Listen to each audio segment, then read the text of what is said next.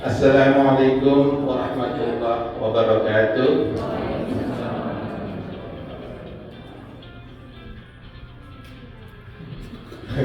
Alhamdulillah. Alhamdulillahirabbil alamin wa bihi nasta'inu ala umurid dunya waddin. Wassalatu wassalamu ala sayyidina Muhammadin wa ala alihi wa ashabihi ajma'in, amma ba'du. First of all, we praise and thanks Allah subhanahu wa ta'ala for all the blessings that we have, including the blessing that we have today. So alhamdulillah, Allah subhanahu wa ta'ala make us able to come to this beautiful masjid on the hill. Alhamdulillah, when I first came here and then seeing this masjid, I am amazed. You see, it's a very small area. They have even better masjid compared to some bigger city. It's very beautiful, and they also have the madrasah for our kids. But unfortunately, all the kids are growing, and no more kids around here that use that madrasah. So used to be Firas, Hilal, Nada, used to be there to learn Arabic, to learn Islam. But now that place, the madrasah, is actually kind of empty. Maybe only used once a week by our sister for pengajian. I think it's Monday, if I don't forget. So all the kids growing and they move to the bigger city, and that's what happens when the kids growing and they move to the bigger city. Their parents move with them. So when people say that you now empty nest, say no, I'm not empty nest because I bring the nest to the kids. So many parents over here actually move with their kids. Most of them go to Lexington, move to Lexington, Louisville, and some other bigger city. And only us now stay here, even though here we actually plan to move out, but by the will of Allah Subhanahu wa Taala, actually something happened, something changed, and what happened? I got a new job, which is stay here. You know, it's even though it's 45 minutes, 50 minutes from our house, but it's a better job. We stay here, and finally we change our minds. We stay. We still have emptiness because kids, Hilal, Firas, Nada, they seldom come to the house. So we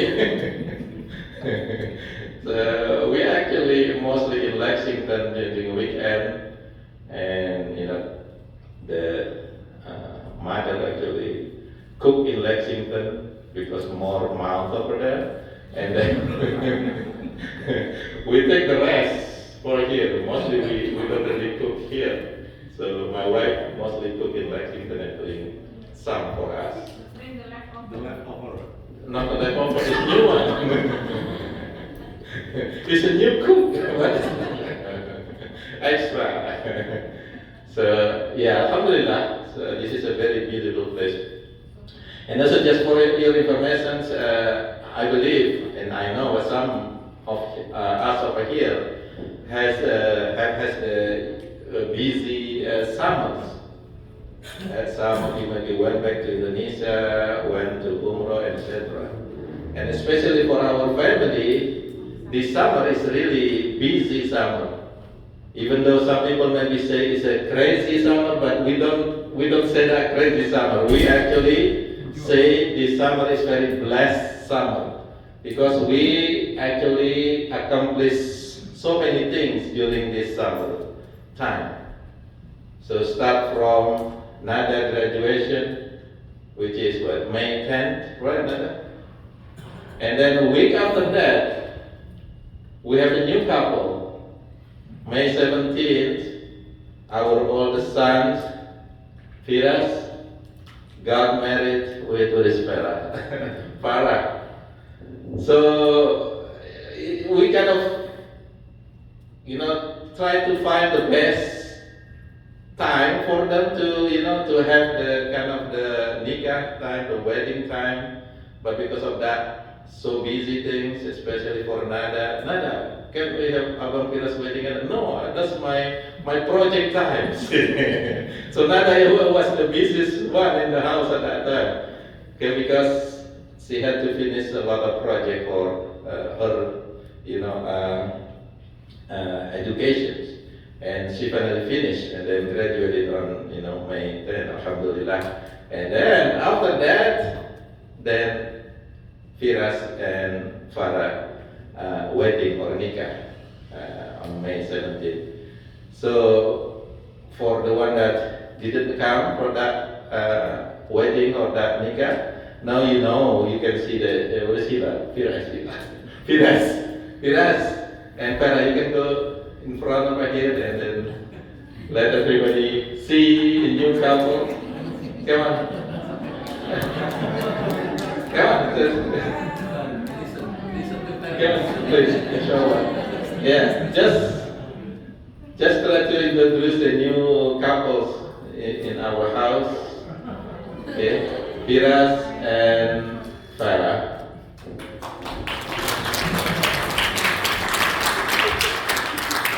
So we ask your doa that Allah Subhanahu wa Ta'ala make them family that we call as Samara family, Sakinah, Mawadah, Warahmah. That Allah Subhanahu wa Ta'ala will give them the good family, Saleh and Salehah children, insyaAllah. So some of us already have grandchildren, cucu. We're waiting for that, insyaAllah.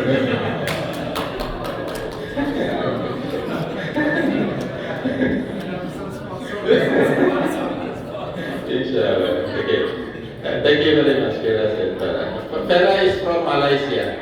So Indonesia and Malaysia. Yeah, the same ending. Yeah, Sia and Sia. Indonesia, Malaysia. So we are still family. It's a Malayu, inshallah. Alhamdulillah. And then after that, our kids, and Nada and Hilal also went back to Indonesia for more than 1 month. So it's a kind of, and also we actually in the middle of moving apartment. Hilal and Nada have to move apartment, and Firas also have to move apartment. So it's kind of, busy things. And then after that, a week after they leave, 7 days after they leave to Indonesia, then my wife and myself went for Hajj. So we have to prepare that also. And then when we come back from Hajj, of course, the one that went for Hajj know how usually you get sickness after Hajj. And some people say, I think Nofi maybe say that only camel did not get or does not get sickness. So almost, I don't know how many percent Hajj, people that going for Hajj, usually then when they come back, they carry the disease, the illness. And we had illness for maybe, until now, I still have some cough, my wife still have some cough, but Alhamdulillah, it's getting better now. So that's and during that time also, okay, we have to move apartment, and then what happened again? Nada and Hilal went for Umrah, and they just went for Umrah during the moving time. So finally, it's actually they left a lot of stuff on their old apartment. And then we just, my wife and myself have to finish all of them, okay, bring them to the new apartment. So that's the busy time that we have. That I said this is a blessing for us. This is a blessed summer because we accomplished many things. And by the will of Allah Subhanahu wa Ta'ala, Alhamdulillah, everything is good. Including we're planning for this also. So Alhamdulillah, and thank you very much that you are able to attend this gathering. And just for information, maybe most of you already know, this is actually annual gathering. We have started since we moved to this area. We moved 2007, and then a year after that we have gathering, but only for Lexington people. But after that, we think about, okay, how about invite other community, Tennessee, Ohio, and some other community. It's really big at that time, and that time, actually we use our house as a place for gathering. So you can imagine, maybe 100 people stay in one place in the house. So just like ikan pindang, they sleep in the same, boy or baba on one room, ibu in another room, and etc. And then after that, alhamdulillah, we are able to use this mosque for this gathering and the madrasah. Madrasah usually for Eid, and this mosque for the masjid for the gathering, for halakah, and also the boys, males, sleep over downstairs, and female woman can sleep in our house. So if you sleep over tonight, stay over tonight, inshallah. For a female will sleep in our house, and the male will sleep over here in the basement. And tomorrow, inshallah, if you like, we can go for relaxation. We can go for tubing. It's a very nice relaxation, especially for the family. We can, making close to your family. Even though maybe kids not going, but husband and wife, can be, play with water. Okay, so inshallah, that's our plan. And for today, inshallah, for the halakah, we start at 3 o'clock, so inshallah we'll finish by maybe 4:30, and then after that we will have a break, maybe 1 hour, and 5:30 we're gonna start a second halakah with Brother Masnur, inshallah. And then Maghrib time is 8:30, so we're gonna pray Maghrib and Isha for the traveler, and then after that is sleeping time. And tomorrow at 4 a.m. inshallah, if you can come to this masjid, we will have the Tahajjud prayer and witr before Fajr time, inshallah. So that's the plan. And then after that, we have a last halakah or tazkirah after subuh time, after Fajr time. And then after that, we clean up, and then we go to the tubing place for the one that want to go for tubing. Maybe around 10 o'clock we go there. So we start around 11 o'clock because it's about 1 hour from here to the tubing place. So that's inshallah, that's the schedule. And Allah subhanahu wa ta'ala make easy to follow this schedule. Okay, anybody have question before we start with the first halakah? That just introduction, we don't start yet, okay? So we just have the introduction. If not, inshallah, we will start with the first topic on this halakah. So the topic is about at-tatawwu'. So anybody know what is tatawwu'? Ta'at, tatawwu' is very close, which is actions that is done for Allah subhanahu wa ta'ala, and this is additional action that is done for Allah subhanahu wa ta'ala because of our ta'at to Him. So this is at-tatawwu', which is additional ibadah. Sometimes we also call this a sunnah.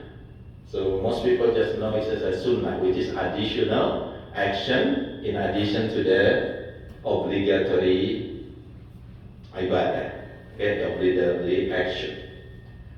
And Allah subhanahu wa ta'ala say, this is a hadith, so Prophet Muhammad sallallahu alaihi wasallam say, "Man yuridillahu bihil khairan," that man is whoever that Allah subhanahu wa ta'ala wish to make him good, okay? So if Allah Subhanahu wa Ta'ala want to make us good, it is not about giving the money or material things. What is actually Allah give to us to make us become a good person? Prophet Muhammad SAW said, "Yufaqihu fid din." Then Allah Subhanahu wa Ta'ala will make this person become faqih. What does faqih mean? Understand of his religion. Yufaqihu fid din.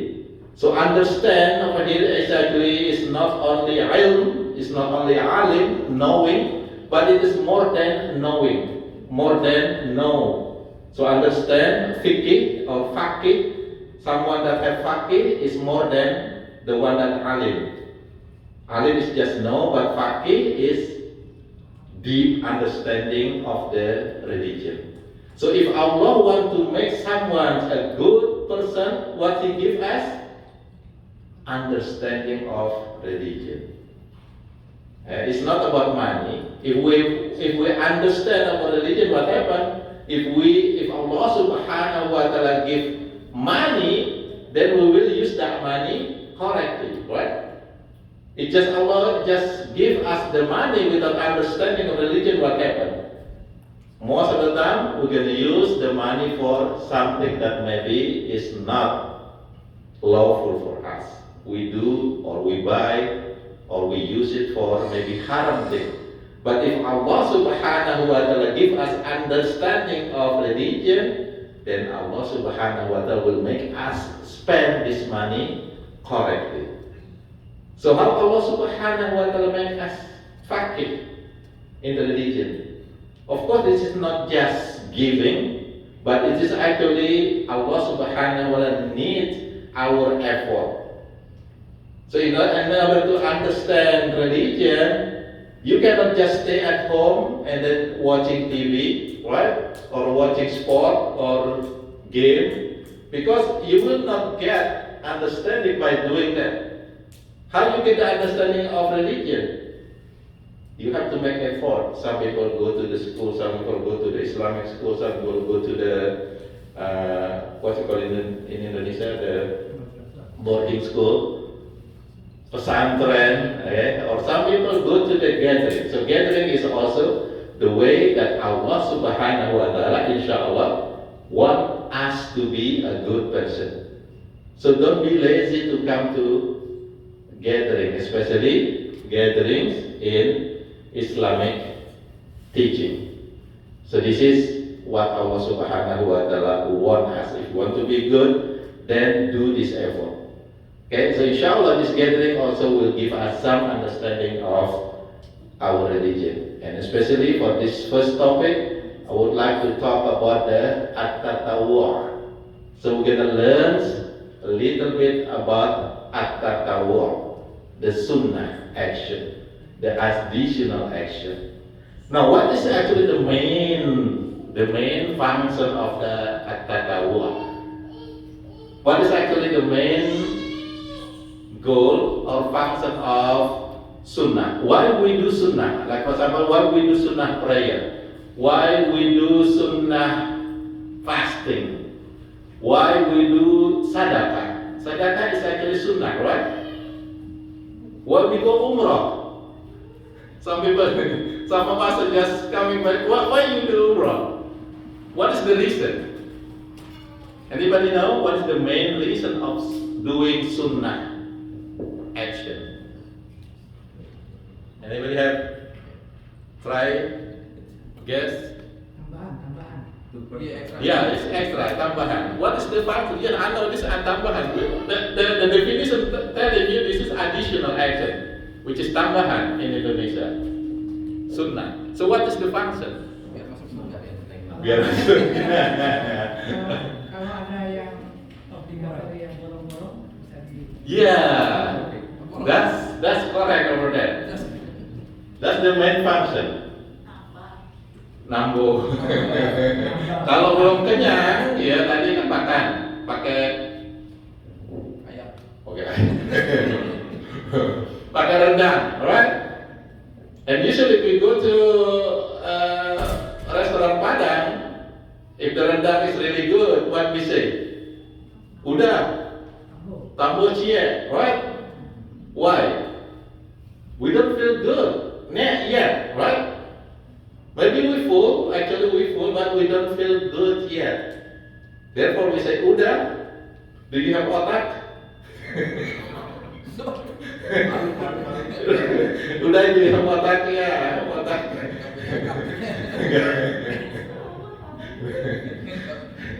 And we ask more. Why? Because at the first we don't feel really good. We need additional food that will make us good, right? That's bad. That's actually the function of tatawu, the function of sunnah, to complete any any action that we do in obligatory is not complete yet. Like for example, anybody here that really believe or really yakin that your prayer is perfectly done. During the prayer you are really khusyuk. You don't think about your husband, or you don't think about money, or you don't think about key that you lost somewhere. Anybody have that perfect prayer? Any prayer that, every prayer that they do it is really perfectly done with full concentration. Can you raise your hand if you do that? So what happens if during prayer, for example, we think about other things? Maybe things about the key that we lost, and most people sometimes they find the key that they lost during prayer, right? But they lost the key and then they pray, they remember the key is actually there. Okay? No, if we do that kind of prayer, do you think that prayer is complete or perfect? No. It's not. Should we repeat that prayer? No. That's the blessing of Allah Subhanahu wa Ta'ala. We don't have to repeat that kind of prayer. Even though it's not perfect, but it is still valid. It is shah, but it is not perfect. To make it perfect, then Allah Subhanahu wa Ta'ala give us as the sunnah thing. There is a sunnah prayer. Right? So sunnah prayer is to complete, to make a perfection of any prayer that we maybe it's not perfect yet. And most of the prayer, if we honest with ourselves, is actually most of them is not that perfect. But Allah Subhanahu wa Ta'ala don't ask us to repeat that. You can imagine Hajj, for example. Right now it's kind of difficult to go for Hajj, and also expensive. And when you go for Hajj, do you think you really feel that your Hajj is really, really perfect? Most people think that maybe I forget something, I did something that is not really make a Hajj perfect. And some people, if I can do it again, I will do it again. But Alhamdulillah, this kind of Hajj, as long as you fulfill all the arkan, the requirements of the Hajj is shah, it's valid, but it's maybe not perfect. And Allah Subhanahu wa Ta'ala do not ask you to repeat that. If you repeat that, it's going to be very difficult. Even when a companion asked Prophet Muhammad SAW, when Prophet Muhammad SAW talking about Hajj, going for Hajj, and then he asked, how many times a year, how many times in our life that we have to go for Hajj? Prophet Muhammad SAW did not answer that question. And then he asked again, how many times we have to go for Hajj in our life? Prophet Muhammad SAW did not answer that question, and he felt kind of a little bit is not angry, but he doesn't like that question. And then finally, that person asking again one more time, how many times we have to perform Hajj in our life? And finally, Prophet Muhammad SAW said that, okay, if Allah Subhanahu wa Ta'ala make you fulfill that Hajj more than one time, it's gonna be difficult. It means that one time is enough. So one Hajj for life is enough.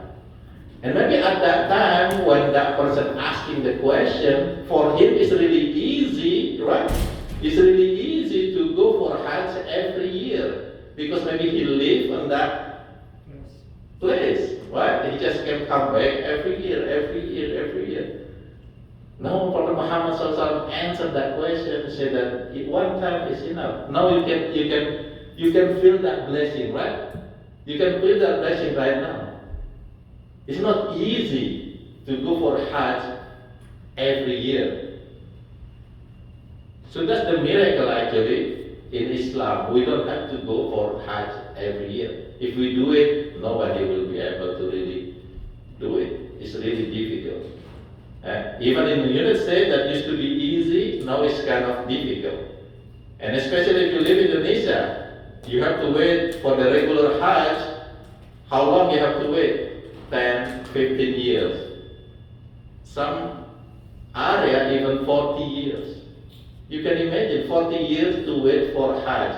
It means that that person, if you want to go for Hajj when he 50 years old, how old he has to register for Hajj? 5 years old, which is he is not actually, or she is not obligatory yet to fulfill the Hajj. You see that one?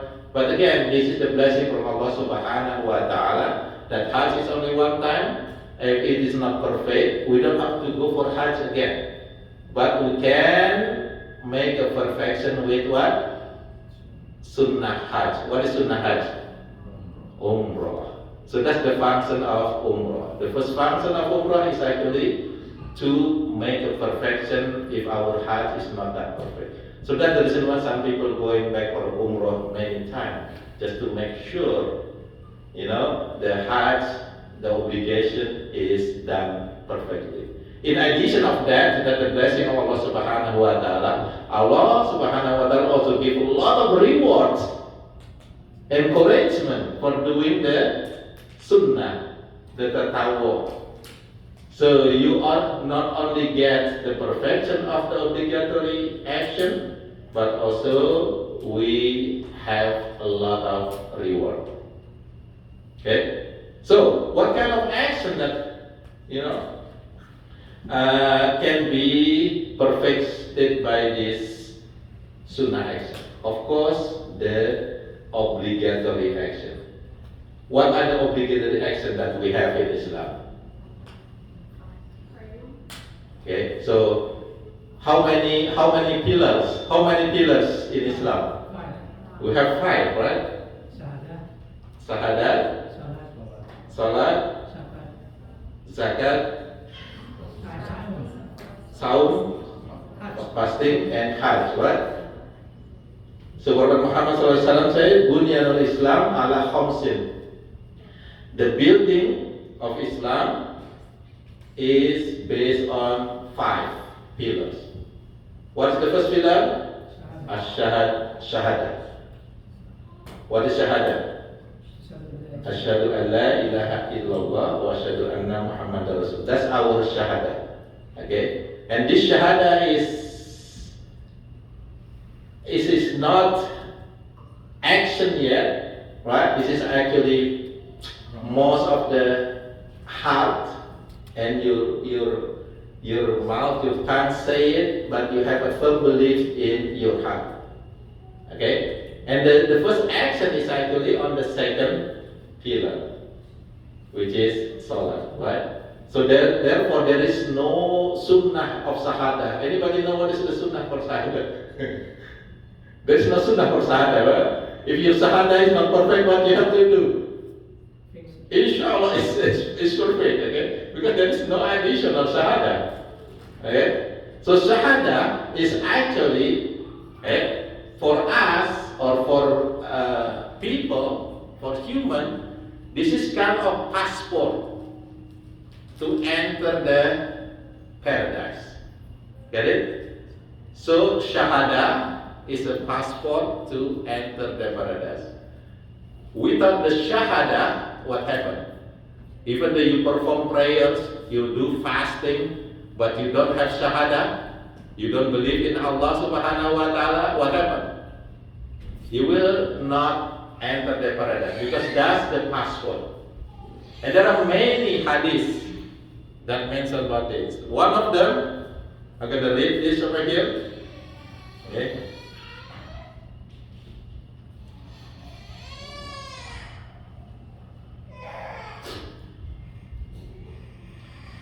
Okay, Prophet Muhammad SAW says, Man syahada an la ilaha illallah wahdahu la syarikalah wa anna Muhammadan abduhu wa rasuluh. Okay, this is the first hadith. This is hadith Bukhari and Muslim, which is hadith sahih. Okay? Wa anna Isa abdullahi wa rasuluh. Okay? Walikamatul haq qaha ila Maryam wa ruhun min wa anna jannata haq wan nar haq udkhilhu Allahi jannah ala ma kana man amin. So the meaning of this hadith, man syahada an la ilaha illallah, whoever bear witness that there is no God but Allah subhanahu wa ta'ala, wa anna Muhammadan abduhu wa rasuluh, and Prophet Muhammad sallallahu alaihi wasallam is his slave and his messenger, wa anna Isa abdullahi wa rasuluh, dan Jesus is his slave and his messenger. It actually can be continued with all the messengers, all the prophets.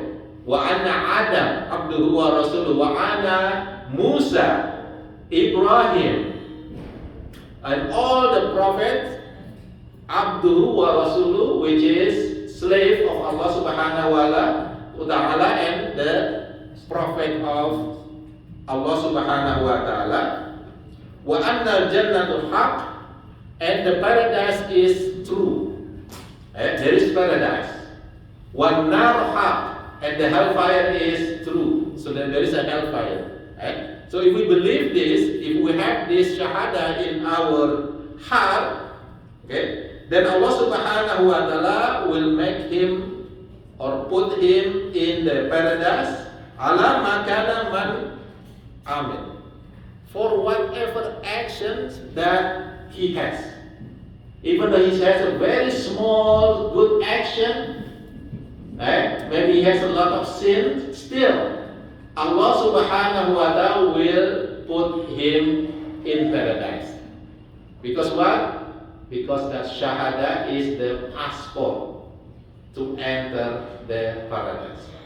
Okay, this is another hadith. Okay.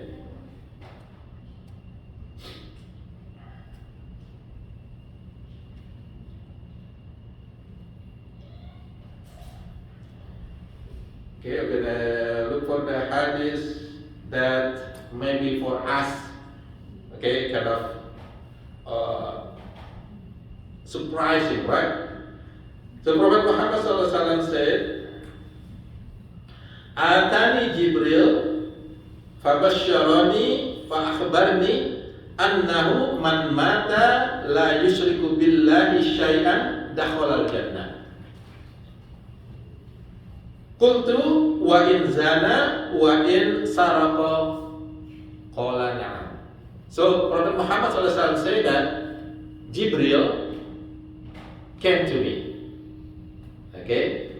give a glad tidings,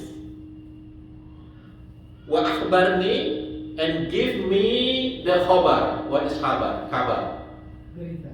The berita. You want to know bahasa Inggrisnya? news of message. So Angel Jibril come to Prophet Muhammad SAW, give the glad tidings and the news. Okay, khabar, the news. Okay. Man mata la yusyrika billah syai'an dakhala jannah. Whoever die and he never shirk, he never worship other than Allah subhanahu wa ta'ala or associating Allah with others, he will enter into paradise. Okay? Qultu, okay? And I said, okay, wa in zana wa in saraka. So the companion asked Prophet Muhammad SAW, even if that person committing adultery and stealing, right? So the companion asked just to make sure, even that person actually doing some sinful action like adultery and stealing. Prophet Muhammad SAW said, "Nah, yes, this person will enter into paradise." You got this? It doesn't mean that Islam let you, telling you to do adultery or stealing. It is sin in Islam. But if you have that shahada, even we perform, na'udzubillah min dzalik, for example, bad action, at the end, we still enter the paradise. Because what? Because we have the passport. But maybe before we go to the paradise, because we did some bad action, what happened with us? Just like you have a you enter America and you stealing in America, you have the passport. But do you think you will enter America? Yes, but before enter America, what you have to do? Because you're stealing. Yeah. Layover in the prisons. It means that there will be action in the hereafter that clean that out that bad action, and that place is called what in the hereafter? The hellfire. Okay? Because we did some bad things, still it will be clean. But at the end, because we have that passport, because we have that La ilaha illallah Muhammad Rasulullah, then we will enter into the paradise. This is not me that saying that. This is from Prophet Muhammad sallallahu alaihi wasallam. Now, look at the next one. Okay, this is about people that Muslim or the believer that enter the hellfire. What happened with them? Okay. Prophet Muhammad SAW said, "Yu'adzabu nasun min ahli tauhid finnar." So, some of people of tauhid, which is the believer, Muslim, okay, will enter into or will be punished, okay, in the hellfire. Why? Because they did bad action, the sin. So they will actually put in the hellfire. Okay? Hatta yakunu fiha umama. Until it is cooked in the hellfire, until it's really what? Black. Like if you cook something with the fire, then what happens? Well done. It's dark. Gosong in Indonesia. It's really black. Okay? Why? Because maybe this person has so many sinful actions, but still in his heart he has the belief in Allah Subhanahu wa Ta'ala. Until it's really black. Okay? Thumma tudrikuhur rahmah. And then with the blessing, with the rahmah, with the mercy of Allah Subhanahu wa Ta'ala, fayakhrujuna wa yatrahuna ala abwabil jannah. He will be taken out from the hellfire and tossed into the abwabul jannah, in the door of paradise. Get it? So after that punishment, and Allah with His mercy take that person and then throw it to the paradise. But it's not in the paradise yet. It's just on the door of the paradise. Okay, what happened next? Okay, Qala, yeah.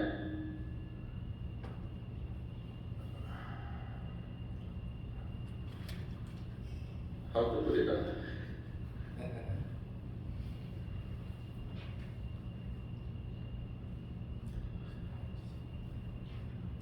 Okay, Qala fayarushun alaihim ahlul jannah ma'a,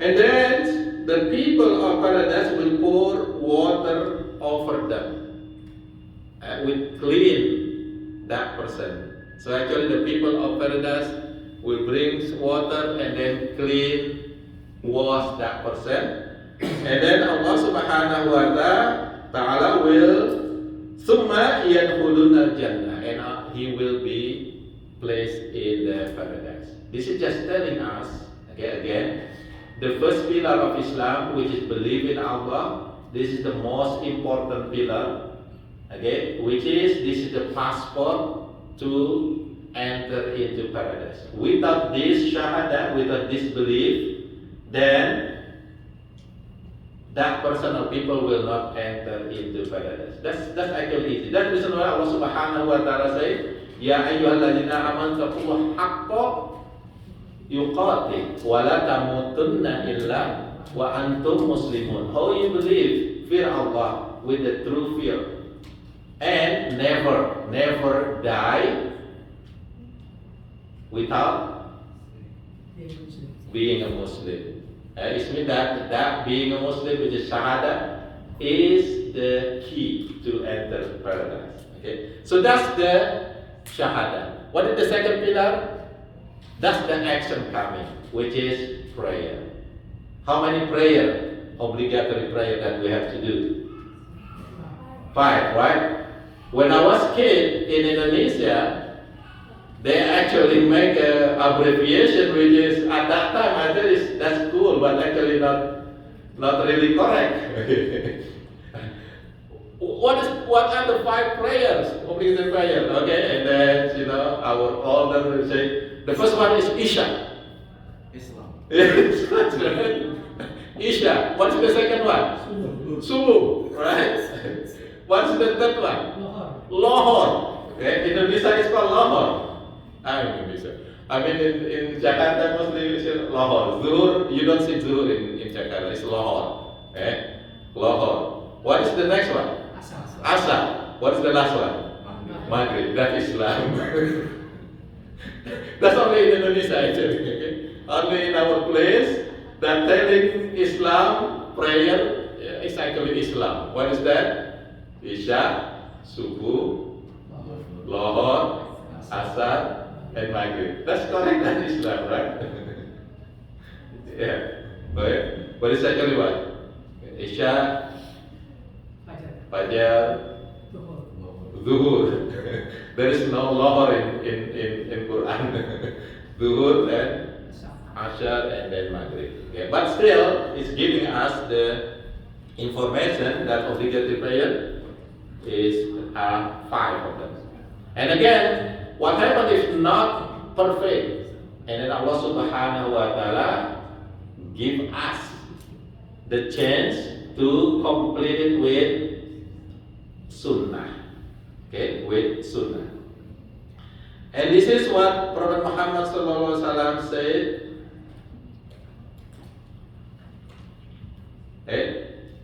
Inna awwala ma yuhasabu bihil abdu yaumal qiyamah min amalihi salatuhu. Indeed, the first action that will be judged yaumal qiyamah, in the judgment day, min amalihi, from our action or from his action, is what? Salatuhu. He's telling us actually the first action in Islam is actually what? Salat. If you really believe Allah subhanahu wa ta'ala, which is the first pillar, then how to show it, what you have to do, what is the first action that you have to keep, you have to do, which is salat, the second pillar. Okay? So this salat, because this is the very first action, which is the very important action to show us as a believer, as a Muslim, this action has to be done individually. Every Muslim have to do it in any condition. You get this one? In any situation. Let's say if you, for example, sick or ill, do you think you still have to do 5 daily prayers? Yes. This is the action that have to be done in any situation, because this is the most important action. This is the first action after Shahada. Even though if we are sick, we still have to perform prayer. What happens if we cannot perform prayer normally? Okay, normally we have to stand up, what? Ruku, i'tidal, sujud, and etc. What happens if we cannot stand up for someone? Do you still have to perform prayer? Yes. What we have to do? Sit down. What happens if you cannot sit down? Lie down. What happens if you cannot move your part of your body? Even you still have to pray using your eyes. Just using blinking your eyes. It is still obligation for us. What happens if we cannot move everything, but our heart still there? We have to pray with our heart. What happens if everything else we cannot do? We die, for example. Somebody will pray for you. Right? Alhamdulillah. You see that? Pak Bawo ready. Even if we die as a Muslim, we still be prayed by other Muslims. That's so important of prayer. Right? We have to do it in any situation, especially for kids over here. Prayer is the action that cannot be skipped. You have to do it. But Allah subhanahu wa ta'ala sometimes give what we call the rukhsah. Anybody know what is rukhsah mean? I think there is a definition for that. You know, anybody know what is the definition, the correct definition of rukhsah? You know, if you go somewhere, for example, traveling, you don't have to perform all 5 and different 5, but you can combine some of them. Like, for example, you can combine Maghrib and Isha. Yeah, Qadha and Jama', right? That's a rukhsah when we are traveling. Asar and Zuhur. Leniency, okay, leniency. So there's a leniency. If you forget, for example, if you sleep, during the morning time, you didn't wake up for the Fajr prayer, do you still have to pray Fajr prayer? Yes. As soon as you wake up, then you do Fajr prayer. Even though it's really bright, but still, we must do the Fajr prayer. Okay? If we overslept. If we forget, let's say, you forget because you are so busy, you forget Zuhur prayer. Do you still have to perform Zuhur prayers? Yes. As soon as you remember, then do. So, prayer is the first important action that show our Shahada. Therefore, Prophet Muhammad SAW said, Inna awwala ma yuhasabu bihil abdu yawmal qiyamah min amalihi salatuhu. The first action that will be judged in the day of judgment is prayer.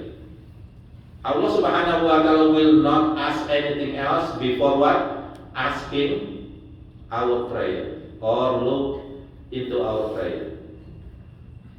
Fa'in soluhat faqad aflaha wa anjaha.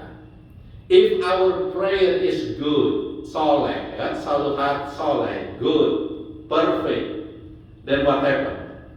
Faqad aflaha. Then we will be successful. Wa anjaha, and we will be prosper. It means that Allah Subhanahu wa Ta'ala will put us in the paradise. Okay? Fa in soluhat faqad aflaha wa anjaha. Right? Now, fa in fasadat. However, if that prayer is not good, we miss a lot of prayer, or even we do not perform the prayer, what happened with that person? Faqad khaba wa khasira. And this person will be, what's the opposite of successful? Fail. He will be fail. Wa khasira. And he will lose. So if he never done prayer, or the prayer just skip a lot of prayer, then what happened? He will be fail and lost in the hereafter. Get it? But not stop over there. And then Prophet Muhammad SAW say, فَإِن تَقَصَ مِنْ فَرِدَتِهِ شَيْءٌ. But if this person has some incompleteness or imperfectness on their prayer, okay, Qala Rabbu Azza wa Jal, then Allah Subhanahu wa Ta'ala will say, especially to the angel, Unzuru hal li abdi min tatawwa. That's the tatawwa coming. Unzuru, look or find out if my servant have additional action. In this case, because Allah Subhanahu wa Ta'ala judging his prayer, what Allah Subhanahu looking for? Additional prayers. The sunnah prayers that this person did during his life. So look for that prayer. If he has, then fayukammal biha man taqasa min fariḍah, and use that prayers, that sunnah, that tatawwa, to make perfection of his prayer that is not, his obligatory prayer that is not perfect. Okay?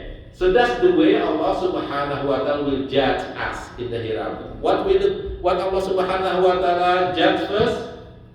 Salat first. When our salat is good, we are happy. If not good, we sad. But if it's not perfect, Allah Subhanahu wa Ta'ala still looking for our additional, our sunnah. If we do a lot of sunnah, then it will be used to complete some incompleteness in our prayer. That's the mercy of Allah Subhanahu wa Ta'ala. Okay. Thumma yakunu sa'iru amalihi ala dhalik.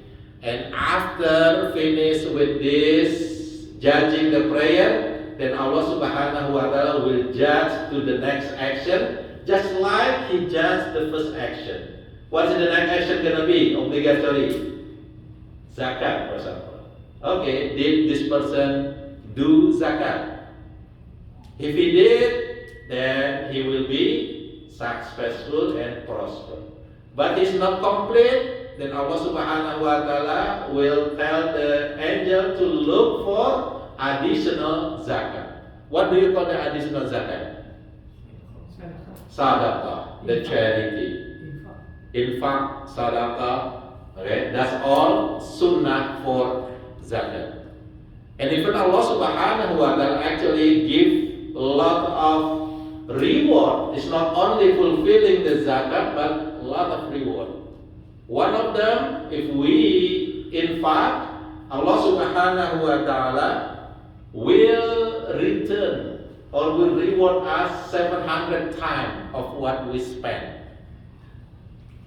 And most of the scholars say it's not only in the hereafter that reward will come to us, but also in this life. So then you can see many people that are really generous, that give a lot of sadaqah, a lot of charity. Their wealth is never, they never become poor. They even become richer and richer. And one example is this place, the one that actually built this place. You can see he bought this mountain and bought this land and then built this masjid, built a madrasah, also built the cemetery on the hill.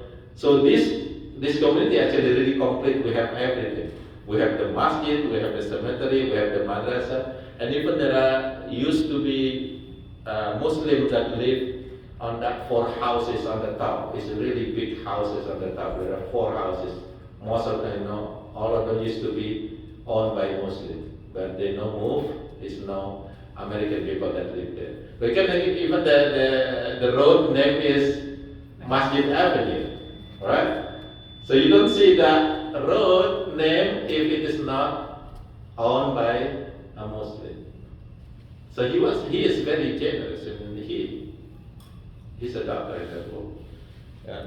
So if Allah Subhanahu wa Taala not only will complete our zakah if we give sadaqah, but also will return to us. So don't be stingy. Okay, don't delay our sadaqah, our charity. Okay, even Prophet Muhammad SAW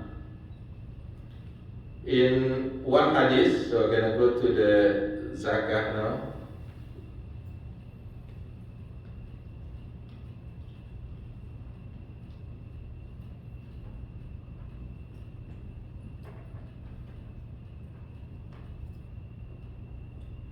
Okay. There are at least 4 more additional rewards for doing sadaqah in addition for fulfilling the zakah, right?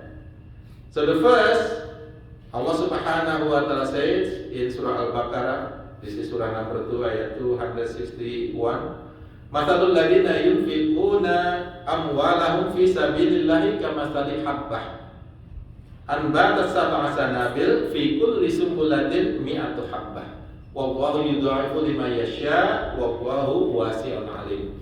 So Allah Subhanahu wa Taala said, whoever spend $1, okay, it's just like a grain that growing into 7 branchings, and each branching has 100 grain.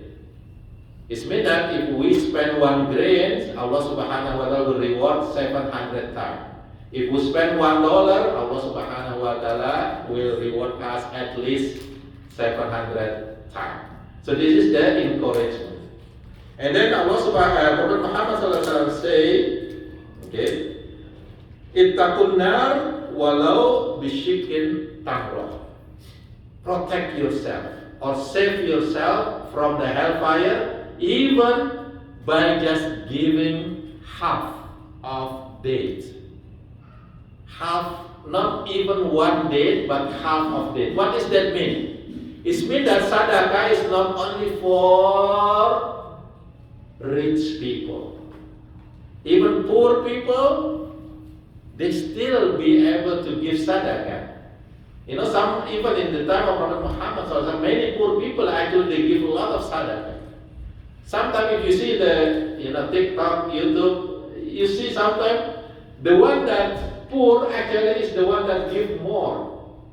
Sometimes I see the YouTube like that. So if you give money to some rich people, or sometimes they don't share it to other people, right?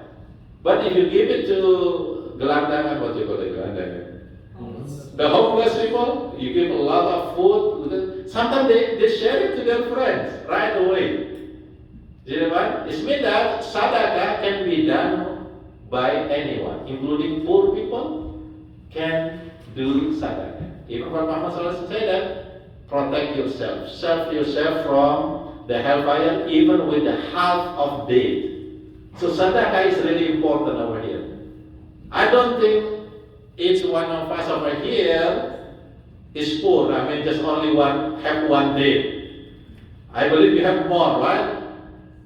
It means what? It means that you can give more. Don't, let's say you have many days, because of this hadith, you just give half day to the poor people. The hadith say only half day, save us from the hellfire. No, it's not that. It means that give as much as you can. Because this person may be only able to give half day, but he give. If we have 1,000, sometimes when we poor, you know what? Sometimes we don't have money. 50% of our money is actually easy to spend, right? Let's say you have $1,000, let's say $100. Is it easy for you to give $50 to someone? Sometimes it's easy, right? Let's say you have $10. Start from the small. You have $10. Is it easy for you to give to someone $5? Yes, right? That's actually 50% of your money. Are you get this one? Let's say you have $100. Can you give $50? Sometimes yes, sometimes it's still no. You have $1 million. Can you give 500,000? Inshallah. Do you get it? What I'm trying to say over here? The bigger the heart, the richer sometimes they feel so difficult to spend. They think if they have 1 million, right? Give 1,000 already. Wow! I just gave a masjid $1,000, but his money is actually $1 million. How many he give? 100, yeah. That's a real life experience. Sometimes you feel so proud that you give masjid $1,000 and your money is 1 million. And other people maybe he only have $10 and he give $5. Which one have to be prouder actually? 1,000. Yeah, that's our calculation, right? We think we have big, give big. But in the eyes of Allah subhanahu wa ta'ala, that 1,000 is small compared to people that give $5 from his $10. Are you with me? So this is my recommendation. Because we're still poor over here, give half. Because it's going to be difficult when you reach. It's going to be difficult, really, really difficult when you are rich to give half of your money. Believe me. You are rich? We are rich, alhamdulillah. So, the more, inshallah, will save us more from the punishment. And another hadith, إذا مات ابن آدم انقطع عمله إلا من ثلاثة. If a son of Adam pass away, okay, all of his action will be done. It means that there will be more reward. There will be no more reward for his action. Why? Because he died, he cannot do action, right? We only get reward when we do action, right? And we only can do action if we still alive. Any mayat that can perform prayer? Maybe Indonesia, yeah. You see the pocong, they come to the masjid and pray in the side of. Anybody watch Indonesian movie, right? In the movie, the pocong go to the masjid and pray in the side of the living people. That's only in movie. If you die, what happened? There is no more action. If we cannot do more action, what happened? No more reward. You get this one? no more reward. However, Prophet Muhammad SAW said that there are three actions, there are three things that have been done by that person during his life that will continuously giving him the reward or make him to get reward. What are these three actions that he did during his life that make him still get the reward in his grave after he died? The first one is that one, sadaqah. But the sadaqah is special. It's called jariyah. Sadaqatun jariyah. The charity that is continue or continuously charity. What is the example of continuous charity? Like the easiest one, if you are a parent, you teach your children reading the Quran. Teach them to read, for example, Surah Al-Fatihah until he able to read Surah Al-Fatihah, right? And then what happens? Your kid or maybe somebody else that you teach Surah Al-Fatihah, use it for prayer, right? As long as he use it for prayer, you will get reward from this teaching, from this amal jariyah.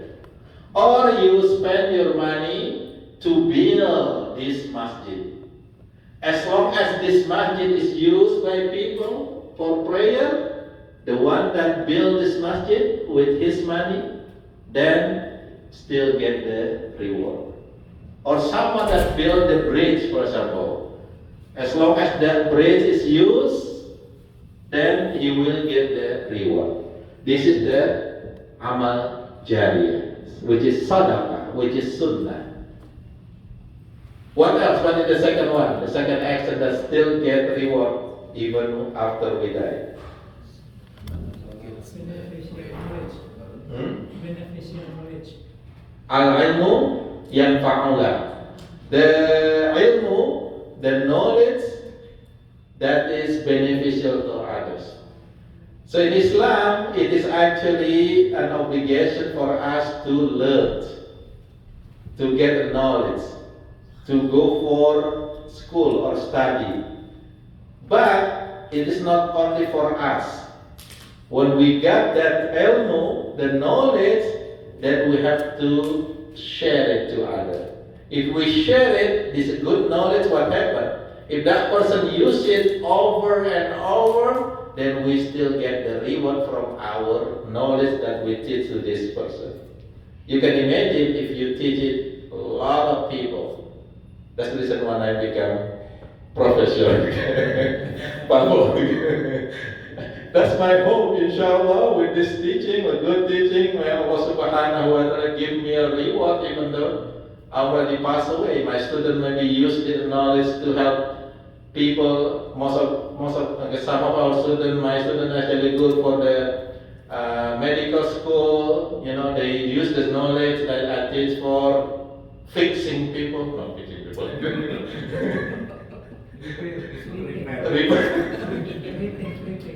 Treating people, I think. Treating people, make it good, etc. For all the same thing. This is an econom, right? Teach people how to do halal things, okay? Halal business. So inshallah, as long as that person doing halal business, then he will get the reward.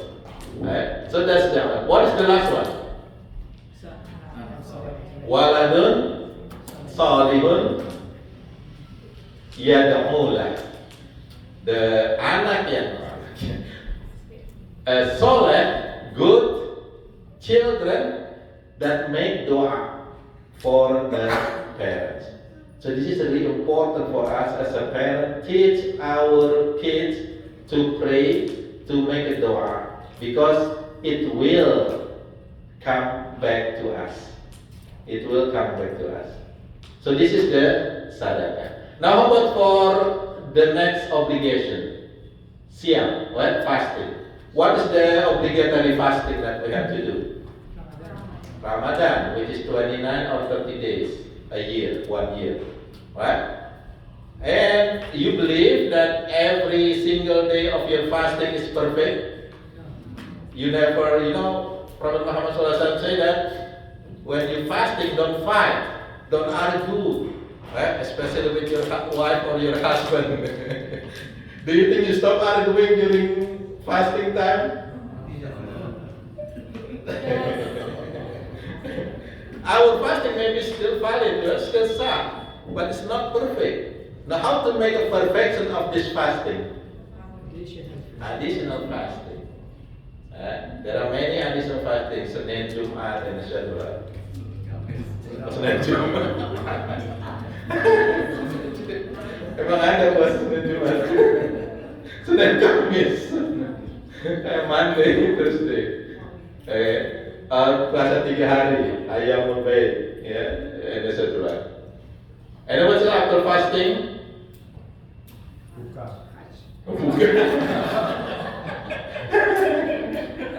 Hajj. And we already mentioned that the sunnah for Hajj is Umrah. Okay, Umrah. Because this, the tatawu, the sunnah. And again, the sunnah is actually just divided into two types. The first one is called the sunnah mu'akkad.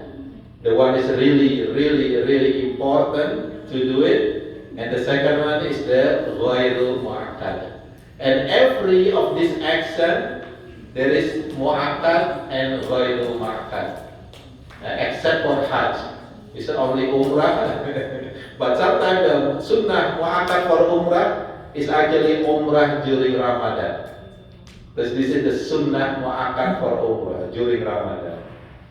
The reward is the same as the reward for Hajj. If the Umrah in Ramadan. But for Salat, a lot of sunnah mu'akkad. Like for example, there are 12 rawatib prayers, duha prayer, witir prayer, that's mu'akkad. There are several that is ghair mu'akkad. It's not that important. Okay? But still, if we do it, we get the reward. So may Allah Subhanahu wa Ta'ala give us understanding of this topic, this sunnah action that we do. And just remember again, the main function of the sunnah action is to make perfection of our obligatory action. But in addition of that, Allah Subhanahu wa Ta'ala also promised to give a lot of reward if we do the sunnah, the tatawu action. So as I mentioned, we might finish at 4:30, so there are still about 22 minutes for question and answer. If you have one or have some question or maybe comment, inshallah. Ladies.